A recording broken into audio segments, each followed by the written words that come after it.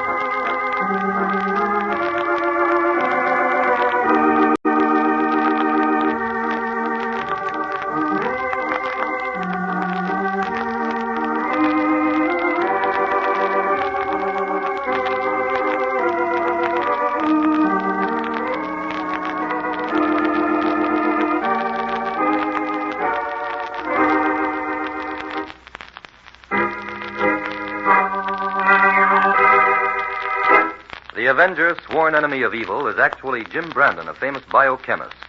Through his numerous scientific experiments, Brandon has perfected several inventions to aid him in his crusade against crime as the Avenger. Most remarkable of these inventions is the highly secret diffusion capsule, which cloaks him in the black light of invisibility. Brandon's assistant, the beautiful Fern Collier, is the only one who shares his secrets and knows that he is the man the underworld fears as the Avenger. And now, the Avenger and the Hooded Circle.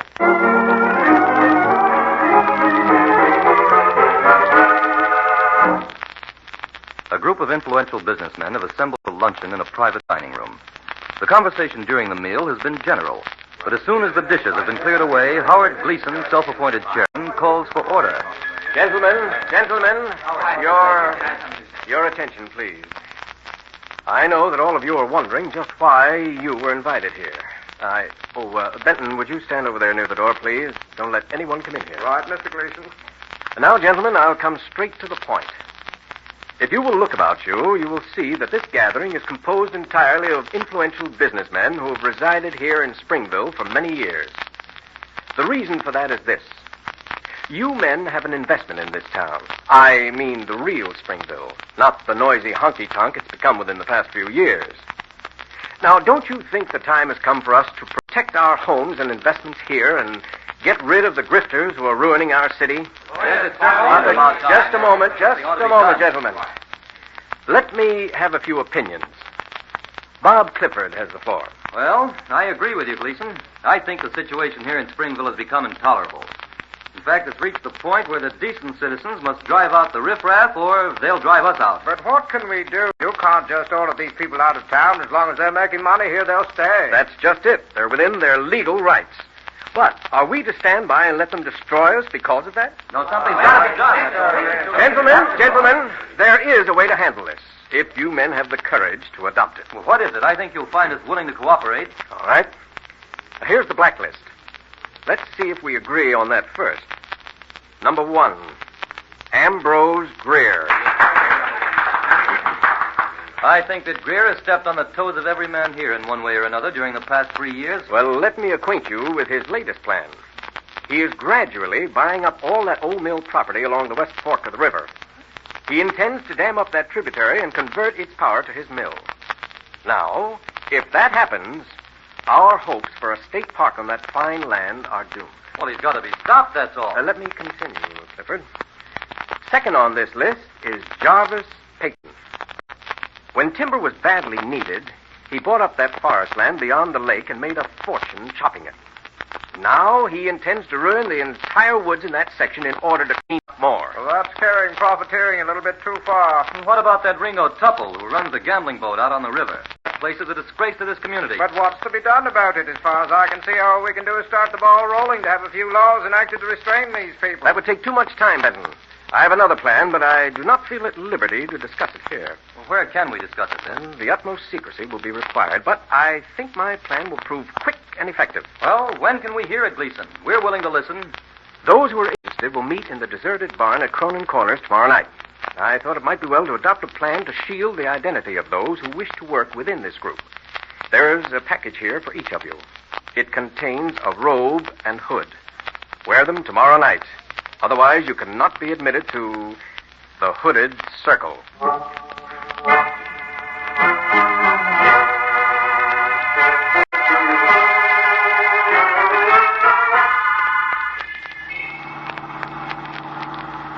I'm glad you and Fern were able to drive out here to Springville with me, Jim. Well, my Inspector, that anonymous note you received interested me. Inspector, what was in that note to bring you and Jim tearing out here to Springville? Well, among other things, Fern, it contained a warning that Springville is in for a reign of terror. But isn't this outside your territory? Yes, it is. I called the Springville sheriff about it, but he's laid up, so he wants me to take over for the time being. Well, of course, Inspector, we may be out here on a wild goose chase. An anonymous letter, 9 times out of 10, is written by a crank. Now, this one's worth checking on, Jim. Where do you think we ought to begin? Drive down to the courthouse. I'll make a few inquiries of the officials there.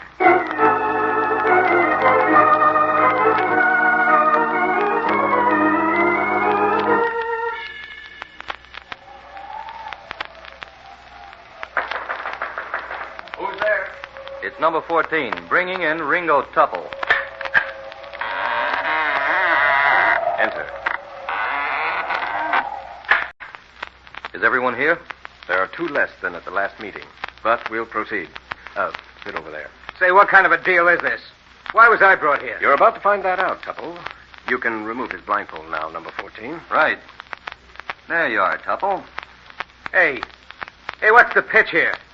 If you hooded guys are trying to put over a joke on It's me... no joke, Tupple. The Hooded Circle is here to decide your fate. Decide my fate? What are you talking about? Just this, Tupple. We find your presence here in Springville undesirable. We want you to clear out entirely or convert your gambling boat into a respectable showboat. And if I refuse? Steps will be taken. Now listen, I'm a businessman. If it's cut on the gambling profits you're after, we can work out a deal. We don't want your money, Tupple. Our one and only purpose is to rid our city of riffraff and profiteers. We're giving you a choice. Meet our requirements at once, or get out. Well, I've got a big investment here. I can't very well pull out. Then we'll expect the gambling on your boat to discontinue at once. All right. You got me in a tight spot, so I'll play ball. And now I'd like to get out of here, if you don't mind. Oh, you need not be afraid, Tupple. We have no intention of harming you. After the meeting, you'll be escorted back to your boat. However, in the meantime, we have a little job for you to do. Now listen here, I'm a gambler, not a mug. If you have We merely want you to shuffle these cards and deal 1 to each member of our circle. What for? Never mind that. Here, take the cards. You will note that all of the low cards have been removed in order that the number of cards equals exactly the number of hooded men gathered around you. Check the deck and tell us if the Jack of Spades is there. Yes, it's here. Then shuffle the cards and deal them. We have a mission for the man who gets the Jack of Spades. Step up, men, and form a circle.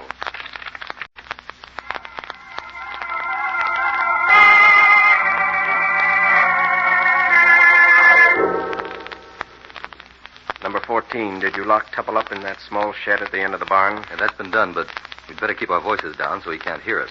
Then listen carefully, all of you. One member of this hooded circle was dealt the Jack of Spades. Only the man who received that card knows that he has it. And it is to him that I direct the following instructions. Go at night, disguised as you are now, to Ambrose Greer. Give him 3 days to clear out of Springville. You may go armed for your own protection, but no violence will be sanctioned. The hooded circle will meet here again on Thursday night when the next assignment will be given. Good luck, Jack of Spades.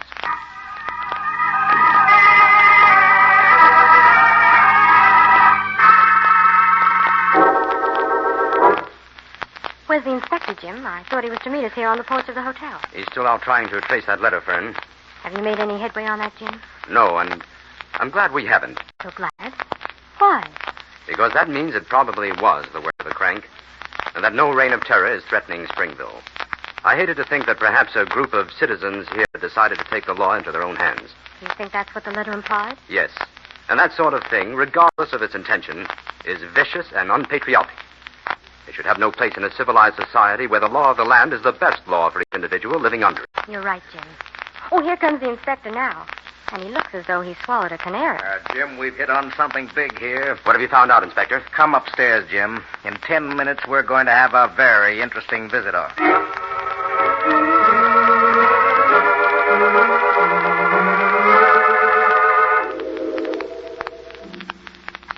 You're sure nobody saw you coming here, Tupple? No, I came in the side entrance and used the service elevator. Good. Sit over there and we'll get down to business. Thanks, Inspector. Now, Tupple, repeat that story you told me to Brandon here. Well, it's like this, Mr. Brandon. I run that big gambling boat on Calla River. Well, last night, some guy waylays me on the dock, sticks a gun in my back, and blindfolds me. Next thing I know, we're in a car driving like mad. Any idea of the direction? No, I lost all sense of that. Go ahead. Well, anyway, in about a half an hour, I'd find myself in a big deserted barn someplace surrounded by about 20 guys in robes and hoods. They call themselves the Hooded Circle, Jim. Oh, that letter was on the level then. It looks that way. Well, go ahead, Tupple. Well, these guys warned me to get out of town or cut out the gambling on my boat. I could see that they meant business, so I agreed to cut out the gambling. Get to the part about the cards, Tupple. Yeah, that was the craziest part of the whole thing. They gave me cards to deal out to the men. And the man who got the jack of spades was elected to pull some kind of a job. What was the job? I don't know. They locked me up after that, and I couldn't hear much of what was going on. You did hear something, though. Well, as far as I could make out, they had it in for somebody by the name of Spear, or, well, maybe it was Greer, some name like that. Oh. Have you any idea who that might be? No, I've been trying to figure that one out all morning, but I can't tie that tag up with anybody I know around here. Well, thank you, Tupple. You've been a great help to us. We'll go right to work on this. For the time being, Tupple, and for your own safety, you'd better not take a chance on getting in touch with us directly. But keep your ears and eyes open. I sure will, Mr. Brandon. If anything develops, suppose you telephone Miss Collier here at the hotel. Veil your message carefully. The inspector and I will figure it out. And thanks again.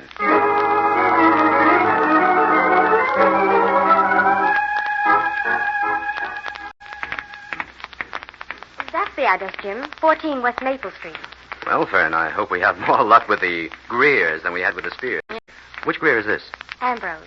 I'm being systematic and taking them in alphabetical order. Oh, good. Say, this is quite a pretentious-looking place. Well, come on, let's take the bull by its horns. Well, according to the telephone book, this Ambrose Greer owns a whole string of sawmills. Well, that sounds respectable enough. Doesn't seem to be anyone at home, Jim. Oh, well, it must be. I can see a light burning on the back of the house. Maybe you'd better try the door, Jim, just in case anything might be wrong in there. I think I will. The door's open, Fern. Come on. Anybody home? He would hardly have left the door unlocked if he went out, would he? I don't think so. Let's investigate that light in the back of the house. All right. Through the hall, here. Fern, stay back. Don't come in here. What is it, Jim? Go to the telephone, quick. Call Inspector White. Tell him we found the first victim of the Hooded Circle. He's been murdered.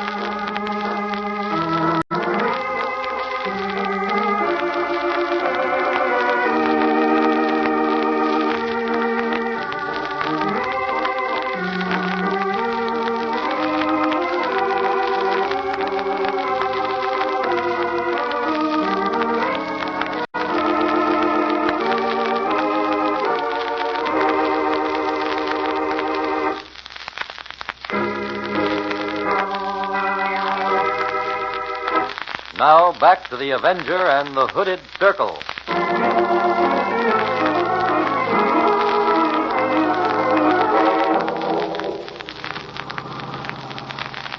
Oh, there, just ahead is the third barn we picked out from the plane this afternoon, Fern. One's a much more deserted section than the other two, Jim. Well, let's pull up and see, huh?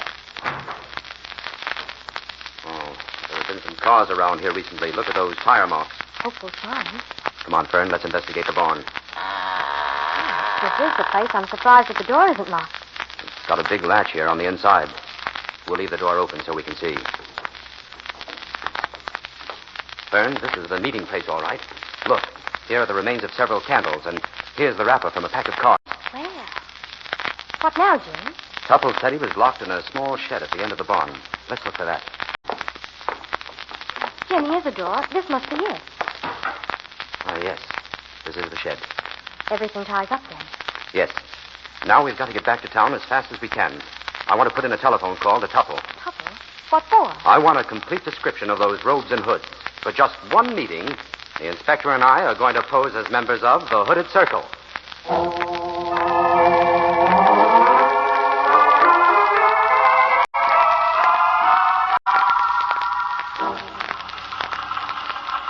Well, how are you making out with your sewing, Fern? Oh, I seem to do all right on the straight seams, but I get ahead of myself on the sharp curves. Well, this robe looks as if it might hold together for one meeting anyway. Now, Inspector, no remarks from you.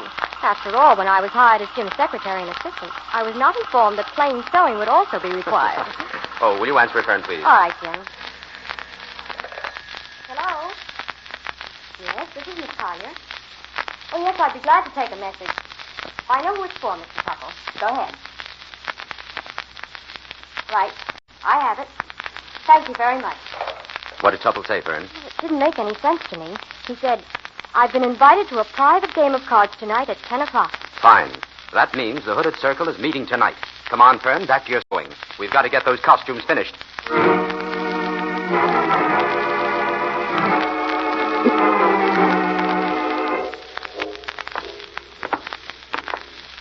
Here's the shed where we hide, Inspector. Hey, Jim, would you mind explaining why we came out here to this barn before 9 o'clock when the meeting isn't scheduled till 10? We had to be the first arrivals, Inspector, in order to get in here. When meeting time rolls around, they probably have a guard stationed at the door. They may even have a password of some kind. No use taking a chance on being challenged. Yeah, I guess you're right at that, but I'm not so sure we'll get away with this anyway, Jim. Our chances are good if we're careful. Ringo Tupple said there were about 20 members of the Hooded Circle. I don't think 2 more are likely to be noticed. Now, come on. Let's get into these hoods and robes. Right, okay. Hey, Jim, what about this angle? Suppose Tupple is called upon to deal a card to each member. If there are 20 members, he'll only be given 20 cards to deal out. That means we'll have to be left out of the dealing. Now, won't that be obvious? Well, it would be, except that I've arranged for that emergency. Yeah. I had Fern call Tupple before we left tonight and tell him just to pretend to deal cards to you and me. But how in blazes will he know us? Like this. Now, hold out your hand. Yeah, palm up. Uh-huh. There. Now, that red mark I make in the center of your palm will identify you to Tupple. So far, so good. But, of course, you realize we could be walking right into a perfect trap, Jim. I know that, but it's the chance we have to take. However, if we don't show up at the hotel restaurant by 1 o'clock, Fern has instructions to call the state police. Well, in the meantime, all we can do is wait and hope this scheme of yours works.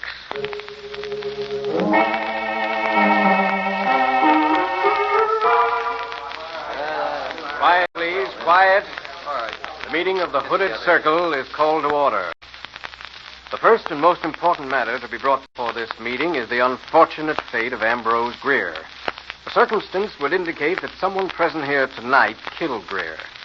I find it very difficult to believe that. But if it is true, that man must be punished for his crime. Who received the Jack of Spades at our last meeting? Will no one answer? Order, please. Order. Well, who that man was, only he himself knows. Greer must have been killed in self-defense. No member of this circle would kill in cold blood. But what's all this the newspapers are saying about Greer being robbed? I don't believe those stories have any basis in fact. However, let this tragedy be a lesson to all of us to act cautiously and wisely in the future. Nothing more than a warning must be given to these others on our list. Well, who's next? Let's get this over with. Jarvis Payton. Tell him his timber cutting days in Springville are over. Give him 48 hours to get out of town. Peyton's away on business. He won't be back until tomorrow morning. That'll be time enough. Now, bring in Tupple. We'll let him cut the cards. Right. The man who gets the jack of spades will handle this next assignment. And I would caution him once more, give Peyton a warning. Nothing else. Here's Tupple. Oh, here you are, Tupple. 20 cards. Each man will leave as he receives his card. Now, shuffle and deal them, Tupple. For a better Springville.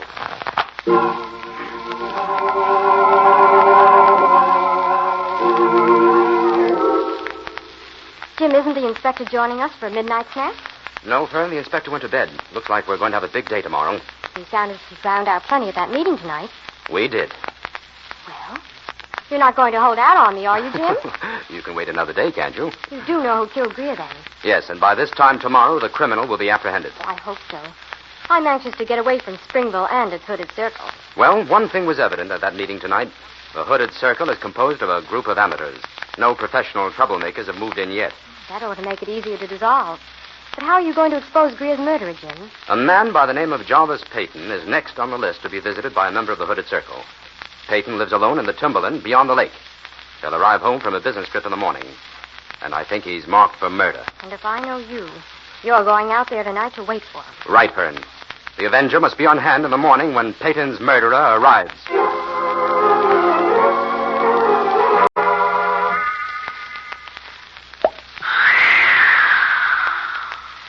Jarvis Peyton. Huh? What was that noise? Who was there? It's the Avenger, Peyton. What do you want with me? I've committed no crime. Your crimes are many, Peyton. And avarice and greed are not the least of them. I've broken no law. You've nothing on me, Avenger. That is true. That's why I've come here to protect you. Protect me from what? From the same fate as Ambrose Greer. From murder? That is right. But it can be prevented if you will do exactly as I tell you. What? What? Tell me what to do. Lock yourself in the cellar of this house. And don't come out until I tell you to. All right. And hurry. Your murderer may arrive at any moment.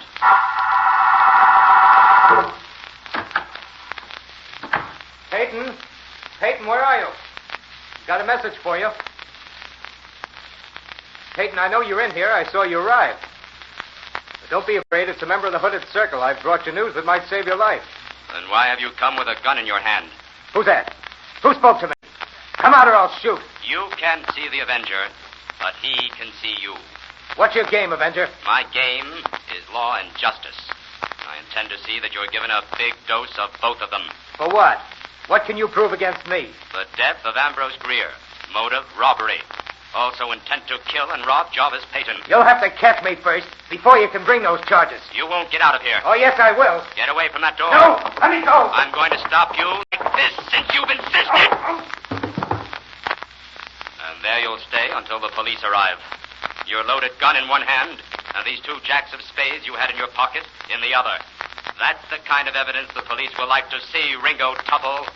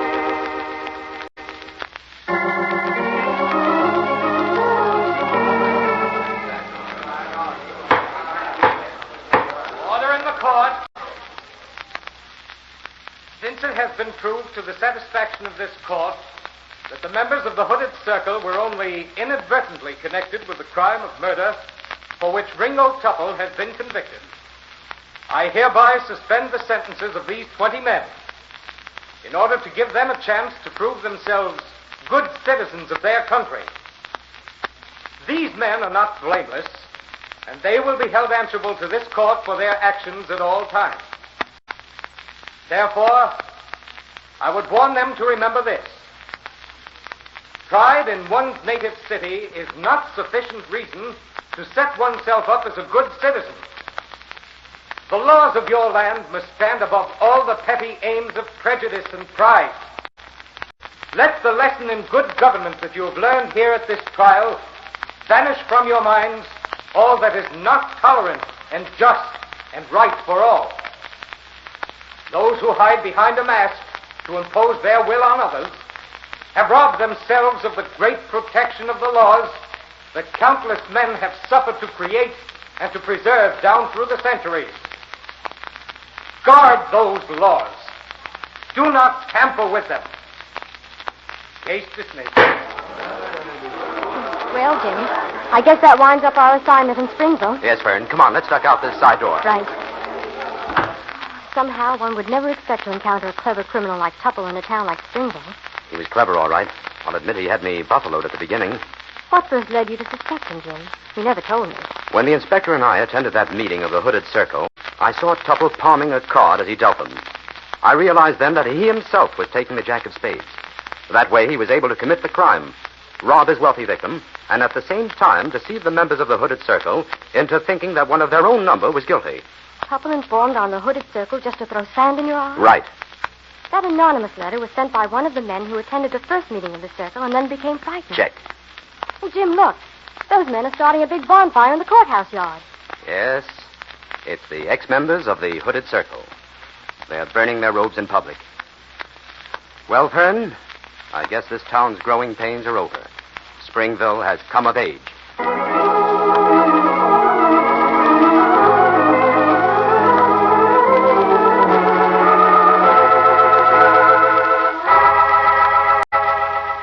All characters, names, places, and plots used in the Avenger program are fictitious.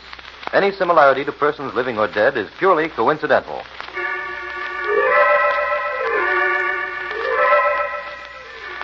This is a thought. A thought. A thought. Remember, listen for another adventure of... The Avenger.